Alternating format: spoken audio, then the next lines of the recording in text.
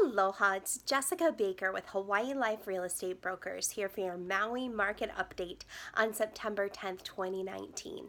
This week I wanted to talk with you about the two most common types of zoning that you find here on Maui when you're interested in purchasing a house here on island.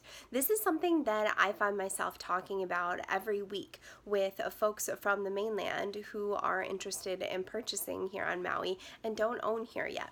So, of course, you can find anomalies throughout the island. You can find houses for sale. They're in hotel zones districts or business districts, but the most common types of zoning are residential and agricultural. So the biggest difference between the two types of zoning, of course, is the use. Agricultural land, 51% of it or more of the land is supposed to be in active agriculture. And that's actually a requirement to be able to get your building permits to construct a dwelling on the property. But I want to highlight just a couple of the differences between residential and agriculture, just based on what you can build on the lot. So with residential zoning, this is most of our island neighborhoods. There are slightly different districts based on the lot size. But on a residential lot of 7,500 square feet or less, you can build a main home of any size. The height restriction is 30 feet, and you can also build an accessory ohana dwelling, attached or detached if you have the room, up to 500 feet.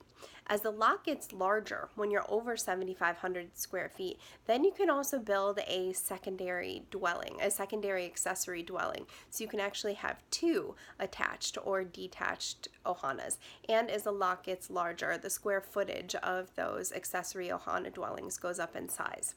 Now, on an agricultural lot, you can have a main home of any size, and then your one accessory dwelling is limited to 1,000 square feet of living space. This does not include a garage or covered porch lanai area.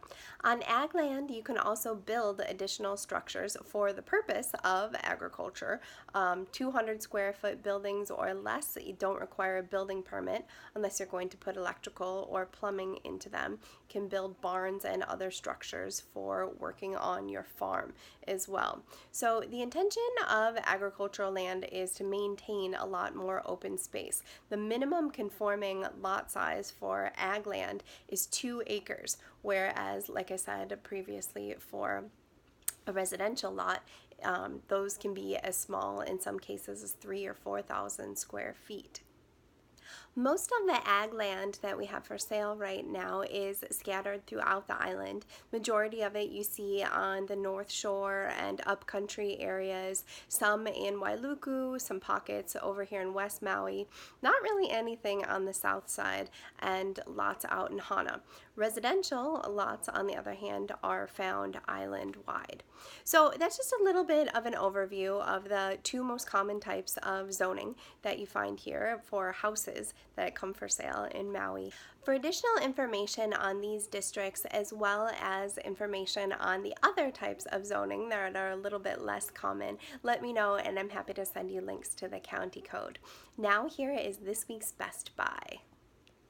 This week's Best Buy is 23 Omaka Place in the Kihei neighborhood in South Kihei. It's a 3-bedroom, 3-bath home with an additional 480 square foot attached ohana unit. The house has photovoltaic, a pool, ocean views, and has recently been updated inside. It's got everything, listed at $1,110,000 in this week's Best Buy.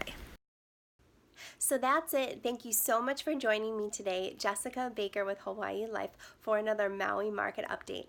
Any questions, just give me a ring at 808-250-0840. I look forward to hearing from you. Aloha for now.